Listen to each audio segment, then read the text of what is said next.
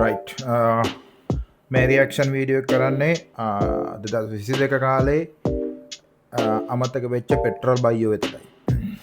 Right ඒ කාලේ මේ ඇතිවල තියෙන තත්ත්වය සහ ඒ ඇතුළේ තියෙන සංසන්දනය කර කර මේ දැන් කොහොමද අපි කිව්වා නේද මෙහෙම දැන් මේ රටට සල්ලි තිබ්බත්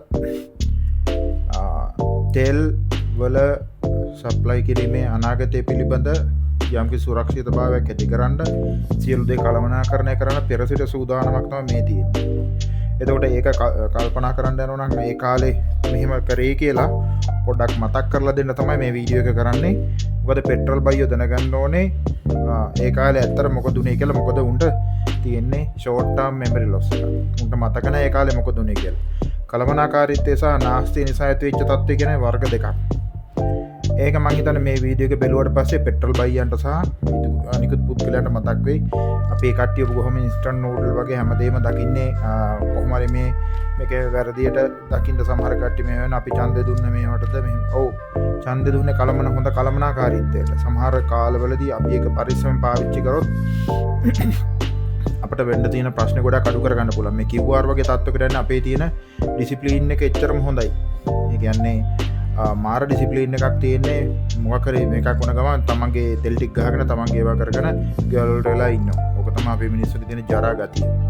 එතකොට මේක බැලුවම ඒ පරණ අමතකලා ගියට ගියාව ආයි මතක් වෙයි. බලන්නකො මොකද වෙන්නේ කියලා. ඉන්ධන මිල ගණන් යළි ඉහළට පිරවුම් පල්වල තෙල්දීම ටෝකන් ක්‍රමයකට පෙට්‍රල් නැව එන දිනයක් තවමත් නැහැ. මොකද කිසිම සමාගමක් පෙර ගෙවුමක් නැතුව දැන් අපිට ඉන්ධන ලබා නොදෙන තත්ත්වයට පත් වෙලා තිබෙන්නේ. ඔක්කොම ඒ තත්ත්වය කවුද ඇති කරේ කියලා මතකද දන්නේ නැහැ නේද? බයියෝගෙන් අහන්නේ. ඔක්කොම විතර මේක බල්ලේ. අද සිට ක්‍රියාත්මක වන පරිදි ඉන්ධන මිල ගණන් නැවත වරක් ඉහළ නංවනු ලැබුවා. විදුලි බල හා බල ශක්තිය අමාත්‍ය කංචන විජේසේකර මහතා සඳහන් කළේ අපේක්ෂිත ණයවර ලිපි විවෘත කිරීම ඇතුළු ගෙවීම් කටයුතු වල මතුවූ ගැටලු හේතුවෙන් ඉන්ධන නෞකාවක් මෙරටට ළඟා වන දිනයක් ප්‍රකාශ කළ නොහැකි බවයි. හරි ලස්සනයි. very good. 92 වර්ගයේ පෙට්‍රල් ලීටරයක් රුපියල් 50කින් ඉහළ නංවා ඇති අතර එහි නව මිල රුපියල් 470ක් වන බව. ඔක්ටේන් 95 වර්ගයේ පෙට්‍රල් ලීටරයක් රුපියල් 100කින් ඉහළ නංවා ඇති අතර ඔය පොඩ දන්නේ නැද්ද? දාම් වෙනවා ඩූම් වෙනවා.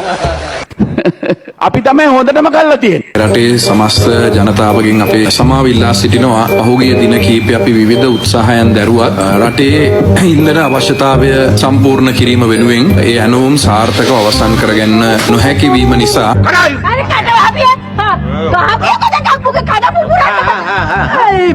මේ තියෙන තෙල් ටික කොහොමද කළමනාකරණය ගැන කියලා සාකච්ඡා කරනවා.